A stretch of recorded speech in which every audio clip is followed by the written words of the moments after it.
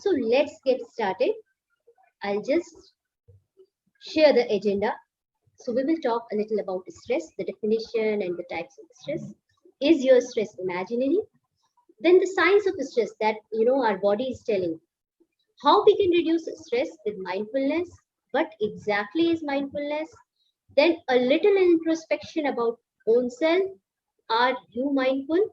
Followed by few activities that we already always do with kids, with teachers, with parents, and with individuals. Okay, so what is stress? If anyone wants to answer this question, please unmute yourself and you can answer this question. If anyone, please, I want your own definition of stress. Anyone, please. I want this session to be interactive one so that we will share each other's viewpoint. Stress is uncomfortable and can be very hard. Yeah, managing stress impacts on our total being. Yeah, right. Anyone wants to share? Okay. So Good morning. stress. Yeah. Yes, my name is Mrs. Giant Jordan Okay. from Barbados. For me, stress is anything that over. I guess I could give it in an example, like the overload of work or unreasonable expectations in your workplace or in life that causes you to feel like you're going to pull your hair out and give you that tightness in the chest, and you just don't know how to deal with the situation. Thank you so much for sharing. Anyone else wants to share? The brain's response to any demand. Yeah, it's true. So if we go by the definition, Wayne, yeah. I would say that, Wayne, I'm from Barbados. I would say that stress is where you do not have, or immediately, you do not have the resources to deal with a particular situation, whether that situation presents a mental, physical, financial, or other situations that you just don't have, or you feel you don't have the resources to deal with those situations, and therefore it creates that overload in your emotions. That's true. That's absolutely true. Thank you for sharing. So, stress, if we go by the definition, it's a normal human reaction that happens to everyone. Believe me, even a child, even a toddler can experience stress. The human body is designed to experience stress and react. When we experience changes or challenges, our body produces physical and mental responses, and that is stress. Sometimes if we face challenge and if we are out of our comfort zone, we get stressed too quickly. Yeah. So stress can be of two types. It is the first one is distress or excessive stress. So this is sometimes high level of stress that can impact our mind, body, and overall health and the quality of life and performance. Okay, mainly this stress is caused due to it's severe. It can be prolonged also. It may be caused due to any relationship issue, any separation from someone, loved one, financial crisis, death of a loved one. So these can be the reason, or a prolonged chronic disease. These may be the reason for the stress. Yeah. So this kind of stress takes time to manage. We need time to manage this kind of stress, a lot of practice to manage such kind of stress.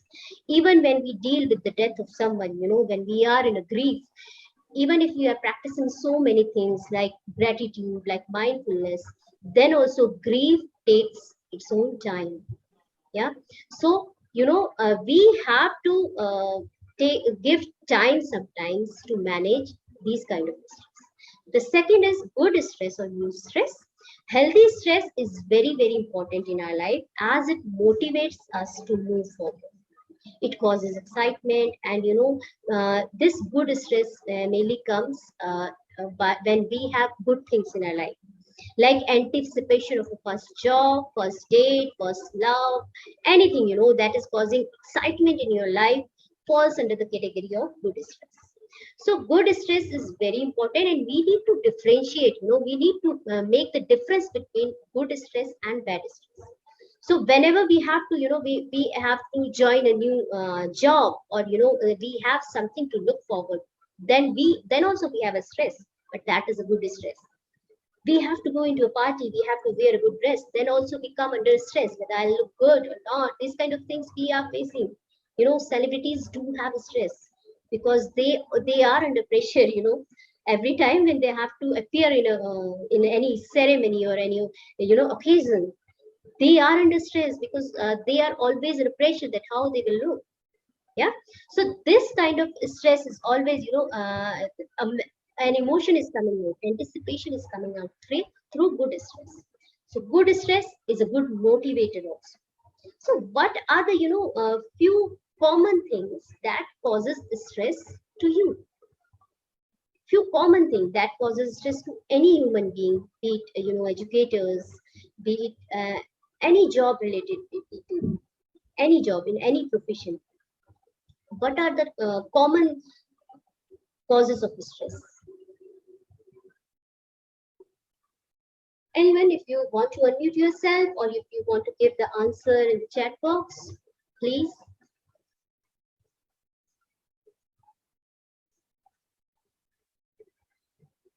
Meeting deadlines, yeah.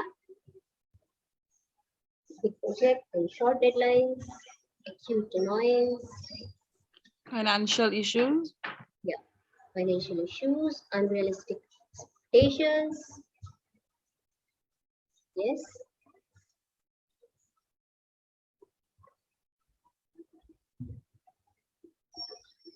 Cooking, anything, anything, relocating, yeah. Where I feel not in control, yeah. Few things around Medical issues. medical issues, yeah. Uncertainty, and we have seen a lot of uncertainty during the pandemic, right? And we all were under stress for these 2 years, and even now we don't know what is going to happen next, right? Yeah, thank you for sharing. So see, we all undergo through lot many stress. There may be there can be various reasons of stress. But sometimes what happens, our stress is as little as an ant.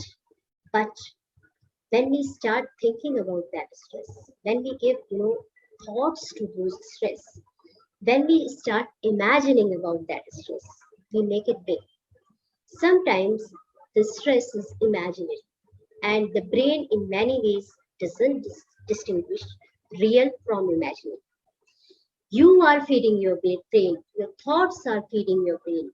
All the energies you are putting into those thoughts, maybe the negative thoughts, and you are making those stress a big one. Maybe you are turning an ant into a big elephant by feeding it, right? See, thoughts, feeling, and actions are closely knitted together. They are interconnected, right? Thoughts can heighten stress level. If you have a little stress, say if you have a deadline, but you start thinking, you have a negative feeling like I can't complete it in time, then you will start thinking again and again. You will give thoughts to it, maybe negative thoughts to it. Then feeling and emotions will generate from those thoughts, and it will blur your decision making capability, right? And when your decision making capability will be blurred, your overall wellness will be affected, your performance will be affected, and eventually, it may happen that you won't perform it before the deadline. Because many times, we are taking actions based on our emotions or feelings that may lead us to the wrong path, you know so we say whenever we are angry or frustrated or annoyed, we should not take any decision. And that's a true thing. Whenever you are stressed, see what you are thinking, what thoughts you are giving to your mind, what are you thinking? Either the negative or the positive thoughts. Basically, all stress begins with one negative thought, one thought that went unchecked. You did not realize, but it was a negative one. And then more thoughts came, and more came until stress got manifested. We start manifesting stress because we are feeding it. The result is, over stress. But the cause, if you go into the root cause, the cause was one negative thinking generated by one negative thought. But many times if we are sleeping at night and one negative thought come in mind, it may happen that the whole night we are giving, we are thinking about the same thing and the wrong thing, negative thing, and we could not sleep for the whole night because we have feeded those thoughts enough, right? No matter what you might have manifested, you can change it with your energy, with your positive thoughts, and with your positive feelings. So always, you need to introspect what your thoughts are, how your thoughts are, whether they are positive or negative, because we are manifesting what we are thinking, right? So stress, some stress in our life are imaginary; they are not real. So do not feed stress and do not overthink about anything, any stress. Few things are out of our control, so you just need to leave those things. You just need to identify those things that these are not under my control and I just have to leave it. You are very, if you are under stress, you are in a job and you are under stress regularly, then believe me, you are not in a right place. You need to do something. You need to correct yourself. You need to go to a right place. You need to find where is your right place. So these things we are, doing for our whole life, and at the end, we are thinking that my life was not good. I was stressed for the whole life, but I did not take any action. It's all because of me. It's all because of my thoughts, right? So it's very important to understand whether your stress is imaginary or real. Always look into your thoughts, feelings, and actions, right? So, see, what are the signs that you are stressed? Our body is always giving some signals whenever we are stressed. So, how do you know that you are under stress? Is there anything your body tells you? Are you so closely, watching out, or you get to know that your body is telling something to you? Is there something like that? Anyone, please share. How do you know that you are under stress?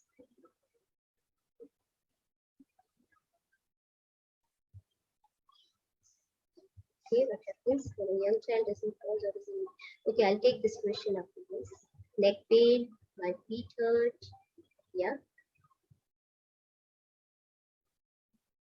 stiffness in the shoulder. Same occurs with me also. Yeah, muscles feel achy. Okay,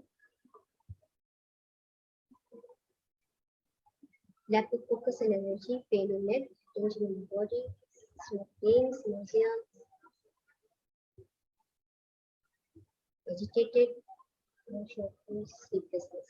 Insomnia is one of the cause of stress, and your body is trying to tell you that yes, something is not correct, something is wrong, right?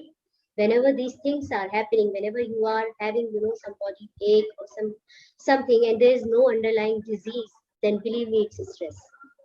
And many times, your body is warning you that take actions, don't be stressed.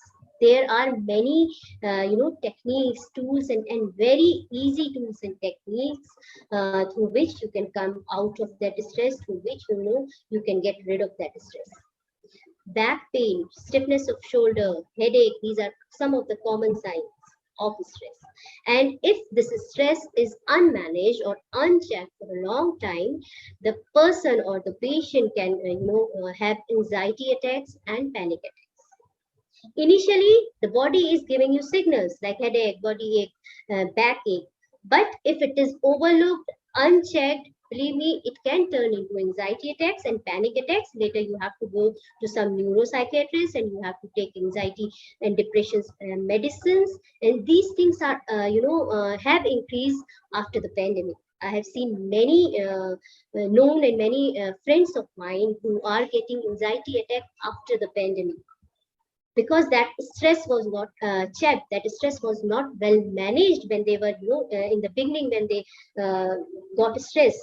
It was like they were thinking it is a pain, it will go by taking two medicines, painkillers.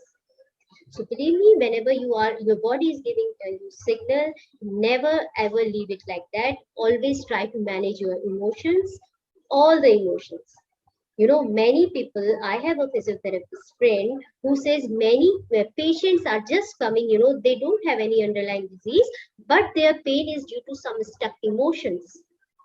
Maybe fight or conflict with someone, maybe argument which might have happened back, a few years back, and they are still thinking of those arguments and grudges. We human are always under these things. We argue, we fight, and then we hold those grudges. These grudges are really, really harmful for us, and they cause us pain in our body and stress also. So always manage your emotion, all those emotions which are not good for us. Emotions are the data which are telling us that there is something good or bad. Okay. So this is one question to you. How do you handle stress? What is the most common thing through which you handle your stress? Whenever I feel overwhelmed, I usually find something distract me. Going in the garden, yeah, this is lovely. Something like, nature walk is very beneficial. Exercise, go for drives, watch TV, sing, read, listen to music. Yes, a journal, yeah, writing is something very beneficial. Deep breathing exercise, deep breathing and exercise. Okay, external practices, gardening, exercise, nutrition, share with some. Sharing is always a good option. Going to the beach, sleep. Okay, thank you. Thank you so much for sharing the lovely ideas. See, we can have these things, we can share our things, our stories, so that, we learn from each other, right? Okay, so how we can reduce stress with through mindfulness. Okay, so teaching, the job of educators and teachers can be a stressful job, whether it's an organization or at an individual level. Sometimes, it becomes hard for educators or teachers or in any profession where people, it's tough to make a balance between the personal and the professional life, due to which they might bring their inner world of overwhelming feeling or emotions like confusion, anxiety, stress, fear, uncertainty, etc., into their job, into their profession, or into their classroom. When they are entering the classroom and they are stressed, they have these kind of emotions. They can bring those emotions in the classroom, which may create chaos and burnout. If we as a teacher, as a coach, or as an educator, if our mind is not is able to teach, how we will teach the students? If we are not stable, how we will make them to learn in the classroom? So a recent study, says that mindfulness can increase teachers' social and emotional competencies and the quality of classroom interaction. Right? So mindfulness practice has also been shown to alter the brain structure of practitioners, whosoever are the practitioners, in a positive way. It can improve concentration and emotional self-regulation, and decrease burnout symptoms, and also reduces stress. So whenever, for this, we need to self-assess ourselves as an educator before entering the class. We need to assess ourselves whether we are stable or not, whether we are carrying a big baggage of our emotions into the classroom, right? So before going to the class, always check your own emotions. Always try to manage your own emotions, right? So see, this is a picture. These two words are chromosomes, mindful or mindful. You know both the mindful. You know the meaning of both mindful. So, what is this picture telling you? Can anyone tell us? Can anyone unmute and tell about this picture?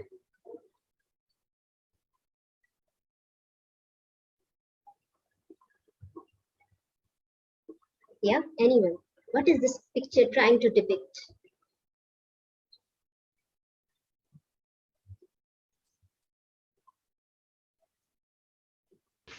Good morning, Nicole Brathwaite here from Barbados. I think the picture is trying to show us you can either have a cluttered mind or you can focus on what's in front of you and just deal with that, be in the present um, instead of having everything else that is possibly have some level of importance, but Yes, just deal with what's relevant for the moment.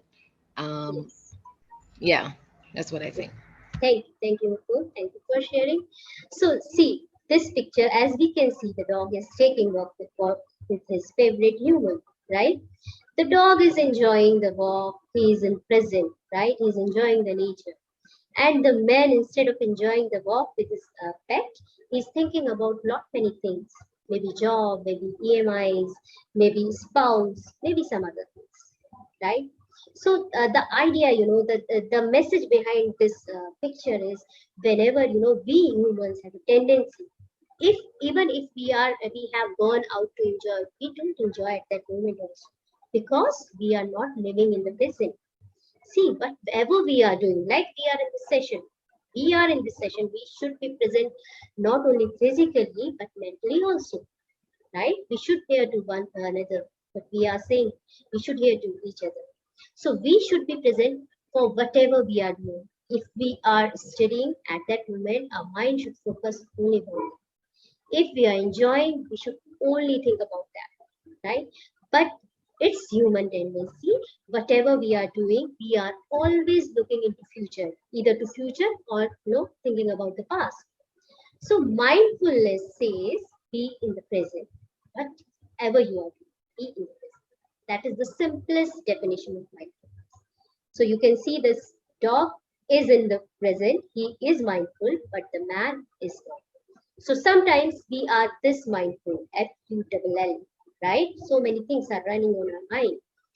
That is also causing stress. All those thoughts are causing stress because we are thinking too much. We are imagining, we are making stories that are not going to be real sometimes, right? So, what is mindfulness? If you go by the definition, it is the basic human ability to be fully present in the now, being aware of where we are and what we are doing, and not overly reactive or overwhelmed by what's going on around us. Means we do not have to judge the situation. We do not have to think a lot about that. Just enjoy or just let go with the flow.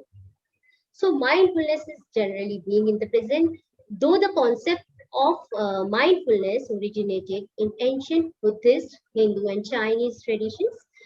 When it comes to experimental psychology, mindfulness is less about spirituality, but it is more about concentration. It's little different from meditation, right? It's not about spirituality; it's about concentration, the ability to quiet your mind whenever it's too much, we are thinking too much. So if you have that ability to calm your mind, to quiet your mind, but all those thoughts are trying to say, you just have to shut your mind, you just have to shut down. Sometimes we need to shut down like we shut down our laptop and PC. We need to shut down our mind also. So that is the ability, when we know this ability, when we know how we can calm our mind, that is mindfulness, right? We have to focus our attention on the present and dismiss any kind of distraction that may be coming from the thoughts, from the surrounding, from the situations, from anything else, right? So even if you are practicing a little bit of mindfulness, like small doses of mindfulness, it can bring impressive changes in how we feel, how we think, feel, and act. So if you are the beginner also, even if you are the beginner of mindfulness practitioner, you will see immense impressive changes in 2 days in your thoughts, feeling, and action. And we will be able to know our blind spots. We people are biased, very biased, but we don't know our blind spots. Whenever we are doing it, we are doing it unknowingly. If you are mindful, you will know that where are you wrong. You will stop immediately. So that is the power of mindfulness. And a little practice, a little starting will bring transition in your emotion, in your thoughts and feelings, and it will do it at a basic neural level, right? So mindfulness include 4 elements. That is awareness, means being tuned into what is happening in the present moment, including sight, sound, all the 5 senses should be active, right? Focus, paying attention to the present moment without thinking about the past and the future. Acceptance, like accepting whatever is the situation, whether the situation is good or bad, you need to accept it to move forward, to move on. We need to accept the situation. If someone has gone from our life, we need to accept it. That is the only way to come out of that situation, without judging and without trying to change, because some things are out of our control. We can't change it. If someone has left us, we can't change it. We can't bring people in our life possibly, right? So accept it.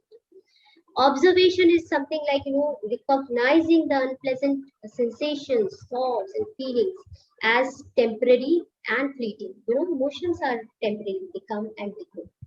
So recognize all those things, observing them objectively without any reaction or judgment. So these are the basic 4 elements of mindfulness. So when you are trying to, when you are practicing mindfulness, you must be aware, you must keep to pay focus, you must accept the situation, and you must observe the situations around you, and whether they are pleasant or unpleasant, right? So next, a question for all of you: are you mindful? Please, if you have any story, if you want to share any little incident about mindfulness, like when was the last time you realized that you were mindful and you did so and so because of that. You could come out of any difficult situation only because you were mindful. Any story, any kind of you can share any kind of incident. Anyone? See, this is a little introspection. We must take this, from time to time. Am I mindful? Am I doing the things in a correct way, in an appropriate way? So, anyone, if you want to share something, please unmute yourself and share. I will be happy to hear you.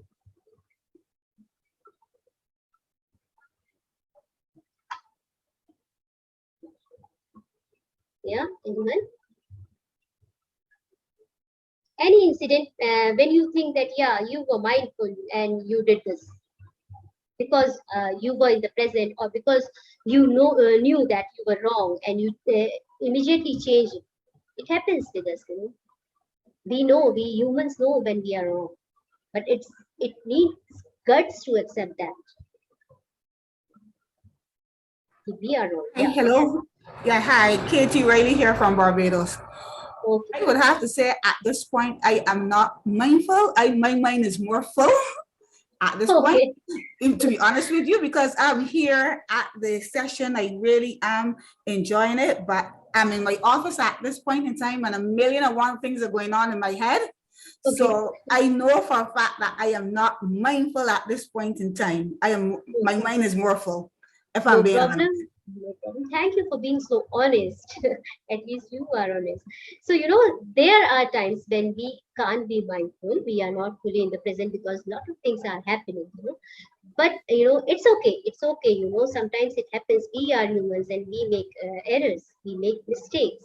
But most of the time, when we are making judgment, when we are passing remarks about someone, some people, some random people, at that moment we should be mindful. When we are teaching students, if you are a teacher, we should be mindful of what we are saying. Our each of our comments, is very, very precious for the student. It may change their whole life, either in a good way or a bad way.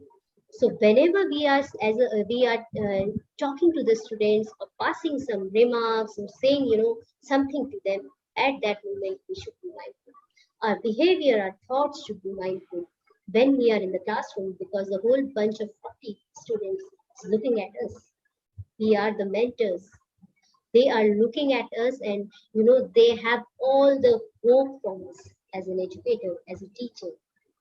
Yeah. So we should be mindful when we are in our job and at home also, with our own children, how we are treating our children. If you have more than one, means two, or more than two children, then also how you are treating both the children, whether you are comparing them or not. Stop comparing if you are doing that. So these are the basic things, which mindful tells us, and it stops us in doing to do all these things. Because again, I will repeat the same thing, that we all are biased in some or the other way, and being mindful will tell us that yeah, it happens with me also. I have two kids, and one of my kids is really fussy. He doesn't want to eat anything, and the other one is like, okay, he will eat everything.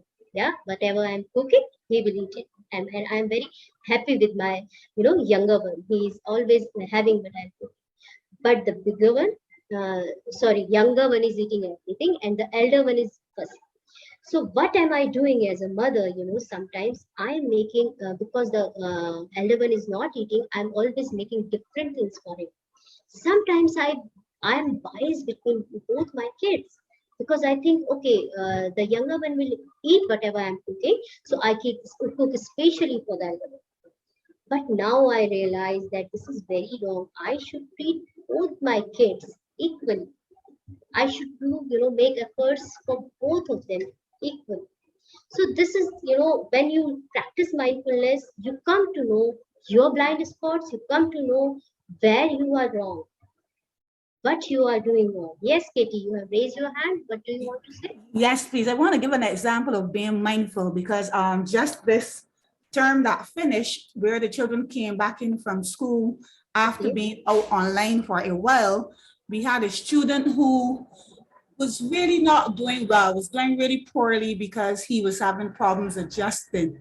And I think when we took the time to be mindful of what was happening with him, instead of reacting to his crying and his what we would call at that point in time misbehavior, when we took the time to be mindful of what was going on with him, we saw a real transition in how he responded, because we were able to take the time and we met him where he was at, and we saw it change within a week or two, having realized what was going on with him and meeting him where he was able to adjust. So I agree with you that being mindful of, taking the time to be mindful of what we're supposed to be mindful of, then we can adjust to suit and not, jump to conclusions so quickly, Yeah. because we're so caught up with everything that's going on around us, comparing him, maybe like you with your two children, comparing him with the other children and expecting him to behave accordingly when he was actually going through his own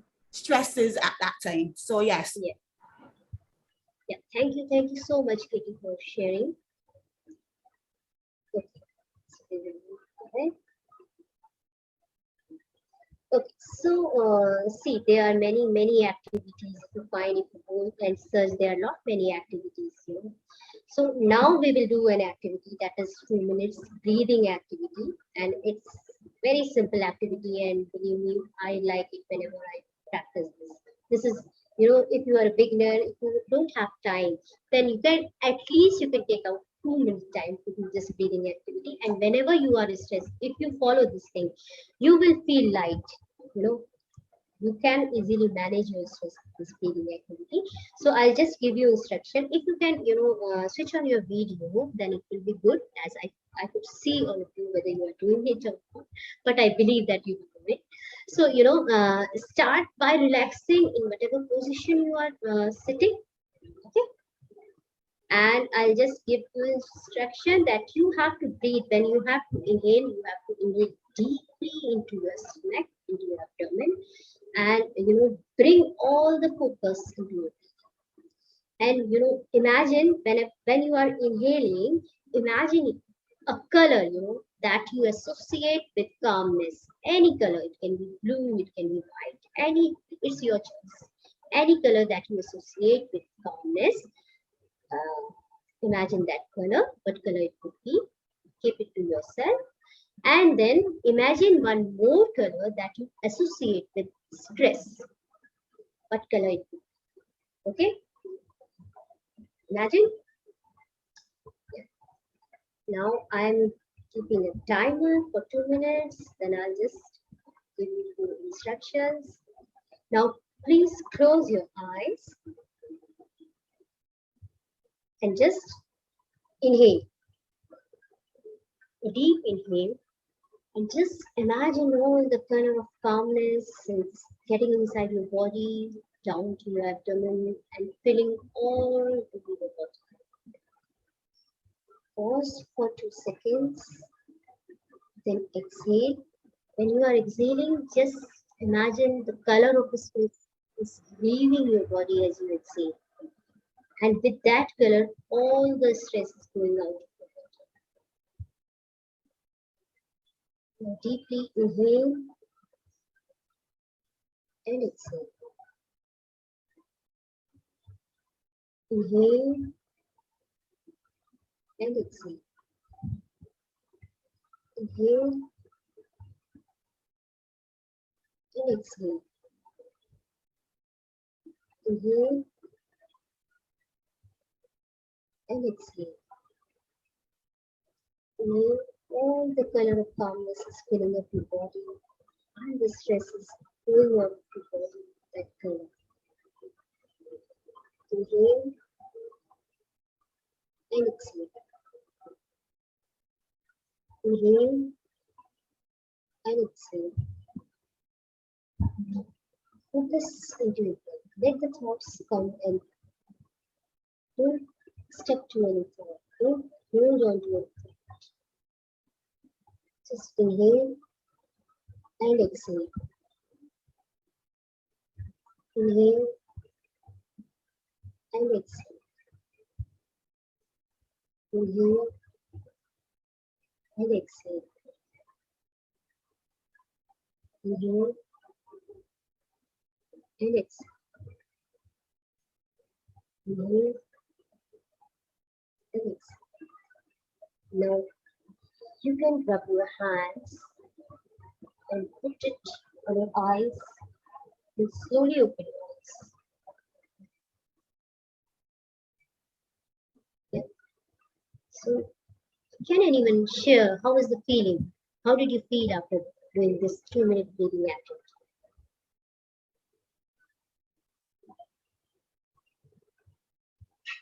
Yeah, anyone, please share. Or you can write in the chat box also. A bit relaxed. Yeah. Anyone else?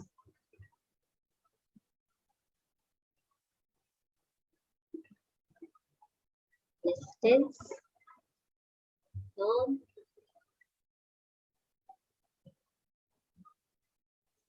Calm. Hey. Okay, so mindful breathing is a very basic yet a very powerful mindfulness practice. Initially, it can take time to do this breathing activity, and when we do this activity with the children, often we have found that children find it difficult to close their eyes for 2 minutes. So you can just start with them with 30 seconds or maybe 40, 50 seconds. But regularly, if you will do this activity with your children, they will enjoy it. And this 2 minutes, every day after entering the class in the morning, you can do this 2-minute breathing activity with the children. And whatever heavy emotion they are carrying, from their home, they can breathe out that emotion. Ask them to, associate any kind of color with those heavy emotions. And whenever they are exhaling, ask them to, breathe out that emotion. Maybe it can be anger, frustration, irritation, annoyance, anything. right? So as we teachers, as we educators are, sometimes overwhelmed due to our, baggage of emotion, same happens with the children. Children are too little when they are entering the class. Many times they are not in a good mood. They maybe sometimes they did not have their breakfast, or their mom and dad might have scolded them before going to the school. So many things happen, in a child's life. So we as an educator should understand the problem of our children. So this 2 minute activity will make them ready to learn. It's like a refreshing button. We all refresh our, restart our, laptop, mobile. So same way we can refresh our mind with this 2 minute activity.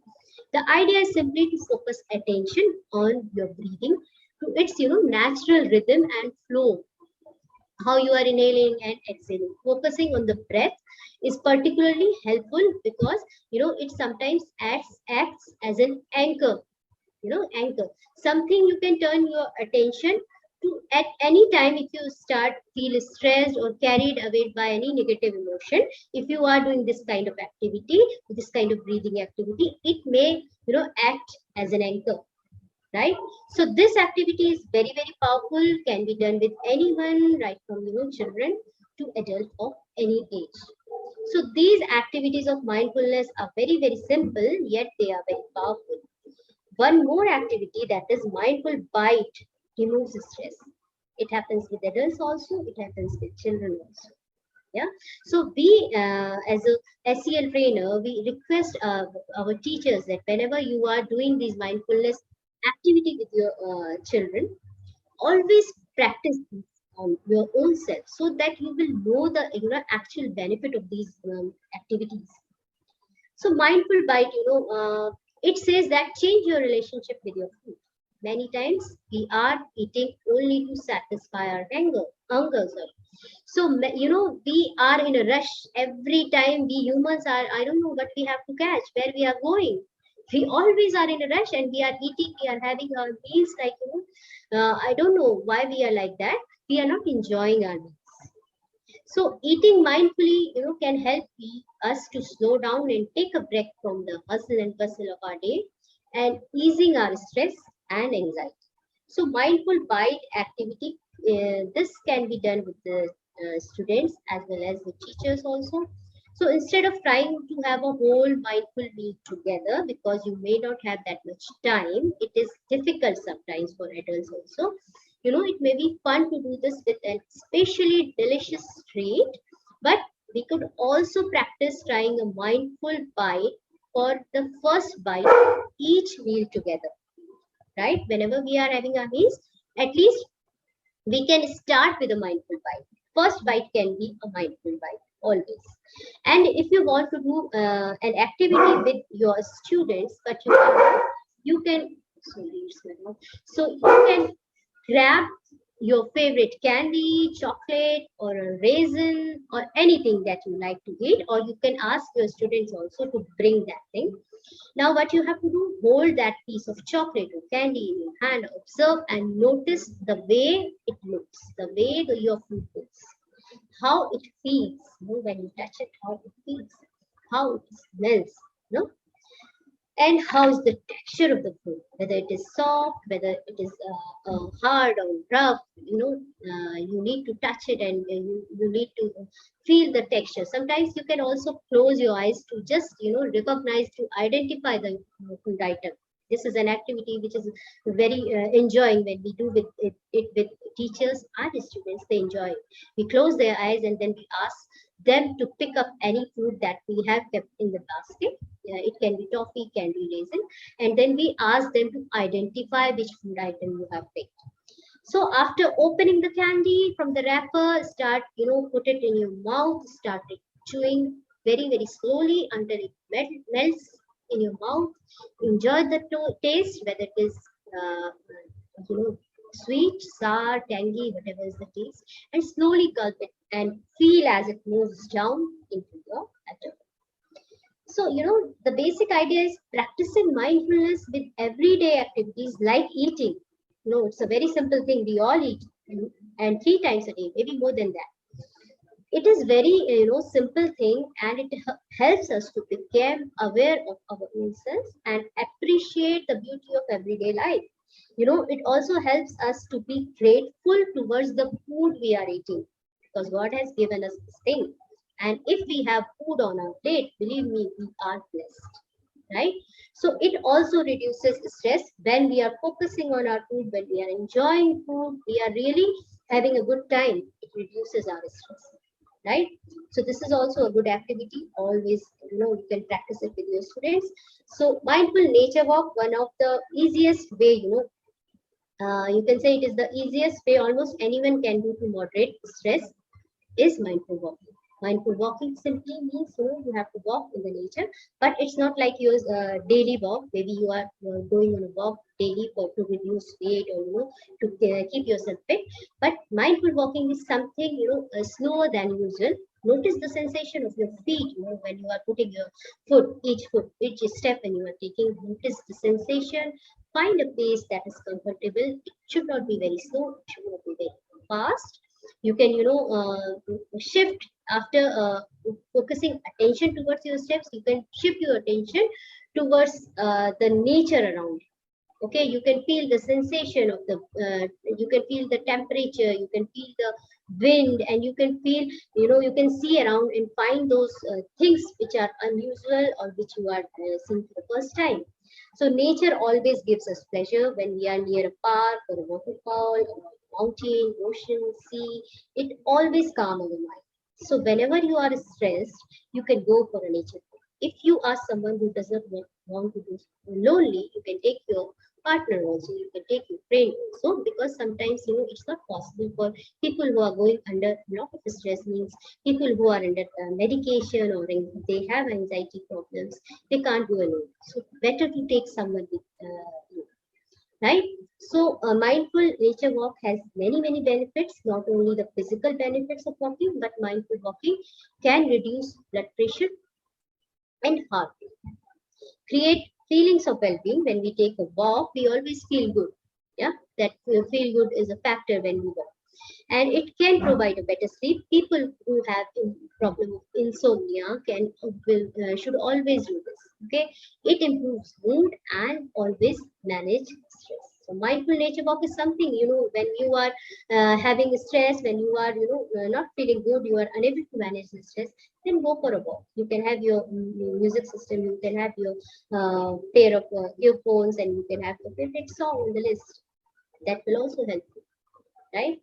The next activity is mindful coloring. Mindfulness, art therapy, we also say that it has a therapeutic value, and it is treated. Art therapy is a good thing to treat people who have depression and anxiety problem. So whenever you are stressed, as a teacher, as an educator, you can pass on this thing to your students also. And the mindful coloring, helps children as well as adults to come out of the stress zone. So find a place where you will not be interrupted. Take these mindfulness coloring sheet. You can take a print out, or you can draw your own pattern also. You can have this from Google. You can make your own pattern, or take a sheet. Initially, you can take a simple one, but when you start, enjoying this kind of coloring, you can take the complex one also. Because the more complex the drawing, the more engrossed you are into that, right? Choose any color of your choice, pick any color of your choice. And as you start coloring, again you need to focus on your breathing, so that all those thoughts which are running on your mind will, you will be diverted. You will not think about those things which are bothering you. Try to relax, try to color, focus on coloring. Just pay attention to the design. I'll quickly tell you the benefits. Like, it reduces stress by relaxing the mind. It has a therapeutic value. It treats, cancer patients, anxiety patients, and depression patients. Mindful coloring sparks creativity. It diverts the mind, and allows to rewire our brain. Whenever we are in anger, frustration, and so many negative emotion, we can practice this mindful coloring. It reconnects us with our inner child, and the results are very highly satisfying. When you will color the sheet, you will love your own creativity, and then take pictures. You will love it after completing. So apart from stress, different ways mindfulness can help teacher. Quickly, I will read these things. See, mindfulness helps us to be self-aware of our own emotions. When we are mindful, as I said, told already, then we know what we are doing correctly and what we are doing wrong. Okay, so self-awareness is one thing that helps, that we get from mindfulness. Then mindfulness helps manage difficult behavior in classroom. Mindfulness helps in setting up a positive learning environment in classroom, and mindfulness helps us to take pause, right? Mindfulness helps us to build community. So these are some of the other benefits of mindfulness other than reducing stress. Okay, so this was the last. I do let them have fun coloring my doodle. Yeah, doodle art is something very nice, and I also enjoy doing it. Okay, so this was the last slide, and one thing I want to share. This is a sample book of SEL that is created made by MEQ Academy. If you want this book, I'm sending you a link in chat box. You can fill this Google form, and we will send this book to you. Please fill this. Sorry.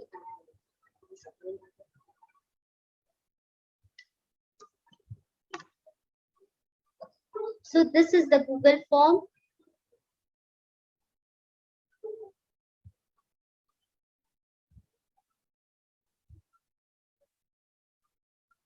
If you want this book, you can just fill in the form and you will get the book, right? Thanks for joining. It was a lovely session and you are a great audience. Thanks for listening to me. Thank you. Thank you so very much, Mrs. Singh. That was a very engaging and very helpful session. I'm sure everybody benefited from it. One of the things I especially loved is how you started us off by naming our emotions and showing us the power in being able to name our emotions.